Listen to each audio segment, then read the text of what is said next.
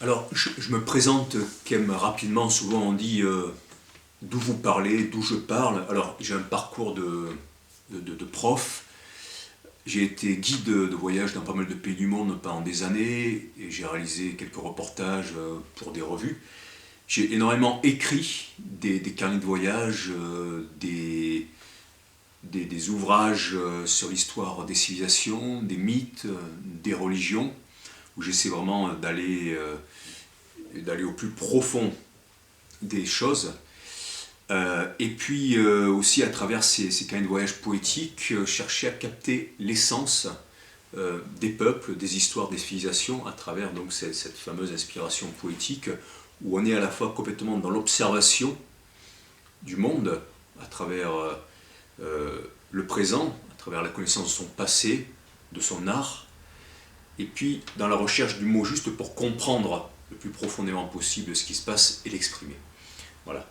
Et donc j'ai énormément utilisé ces trois moyens d'accès à la connaissance dont parlaient les anciens Grecs, à savoir poésie, histoire et philosophie.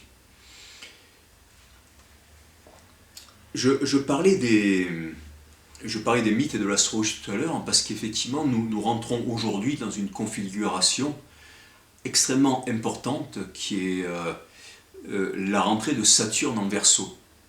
Saturne en Verseau, c'est une position qui est extrêmement importante. Et qui plus est, cette année, Saturne va être à côté de Jupiter dans le signe du Capricorne. J'ai expliqué tout à l'heure pourquoi l'astrologie c'est quelque chose qui fonctionne.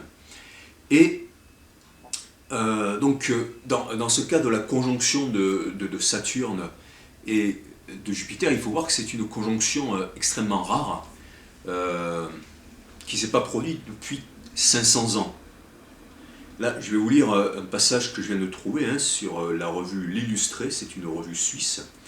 L'astrologue Sandra Gaudin révèle les secrets de chaque signe, décan par décan, etc., pour cette nouvelle année. Et elle dit ceci, Sandra Gaudin, 7 janvier 2020, dans l'Illustré. Nous n'avions pas assisté à une telle conjoncture depuis plus de 500 ans, fin du Moyen-Âge. C'est intéressant, une nouvelle renaissance. Pluton et Saturne, ainsi que Jupiter, se rejoignent en Capricorne. Ces planètes induisent transformation, destruction, révolution, gros conflits, mais aussi renaissance et valeurs plus authentiques. Tout cela se déroule dans le signe du Capricorne qui symbolise les institutions, la finance et la terre-mère. Autant dire qu'avec Mars en bélier qui s'en mêle dès le mois d'août, la Terre pourrait, entre guillemets, gronder. On peut s'attendre à de grosses chaleurs, incendies, des volcans qui se réveillent, la fin lunaire. Une potentielle catastrophe naturelle pourrait avoir des répercussions sur la finance mondiale. On peut penser que le système économique trouvera alors sa limite avec ce que peut supporter notre planète, catastrophe qui apparaîtrait comme un salut pour enfin rassembler les différents acteurs internationaux autour de l'urgence climatique. En guise de pansement, Jupiter amènera des solutions concrètes, régentera davantage le monde financier et sera intraitable avec les détournements illégaux. Cette période devrait donc marquer l'histoire de l'humanité avec les prémices d'une nouvelle organisation économique du monde. Sur le plan individuel, elle révèle le pouvoir de chacun sur sa vie, sur la vie. Alors c'est assez extraordinaire, j'ai découvert ce texte ce matin avant de faire cette intervention. Voilà, mais Jupiter, c'est le surnom de notre président Emmanuel Macron. Et on parle de finance, on parle de catastrophe. Le texte est daté du 7 janvier, exactement au moment où le problème du coronavirus commençait à apparaître, juste avant. Donc on ne peut pas dire que cette dame, Sandra Gaudin, savait ça. Et c'est exactement en train de nous parler de ce qui se passe actuellement dans le monde. Voilà. Alors,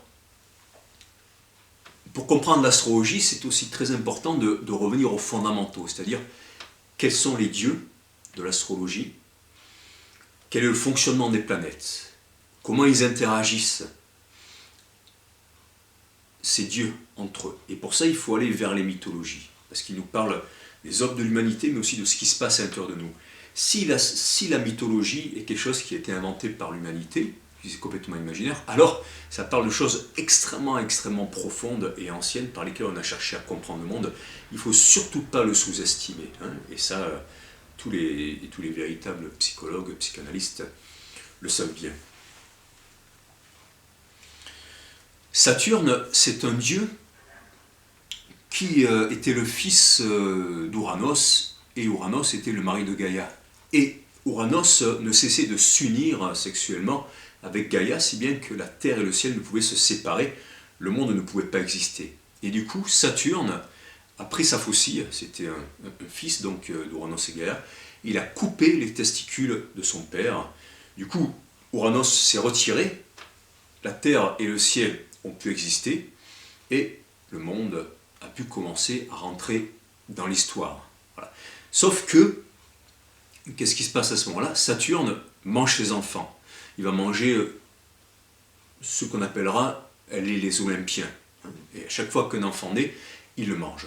Pourquoi? Parce que Saturne, c'est à la fois le libérateur, mais c'est aussi le père qui dévore ses enfants, c'est-à-dire l'oppression. C'est l'ancien ordre.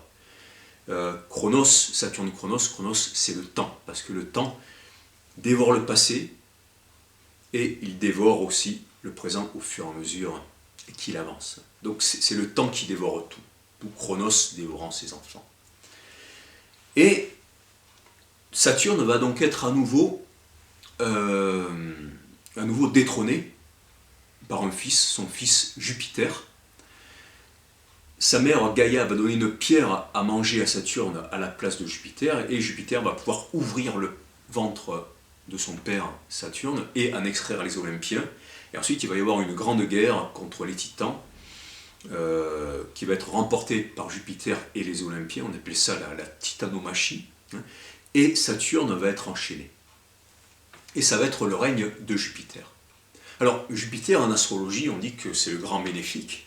C'est vrai qu'il apporte de la chance, de l'expansion, etc. Hein, alors que Saturne est le grand maléfique.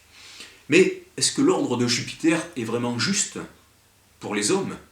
En fait, quand on voit les mythologies, d'ailleurs il y a un très très beau texte de Victor Hugo qui montre les dieux de l'Olympe en train de festoyer sur la terre et un titan qui a été enchaîné et qui montre comment en fait tous ces dieux grecs ils incarnent tous les vices de l'humanité.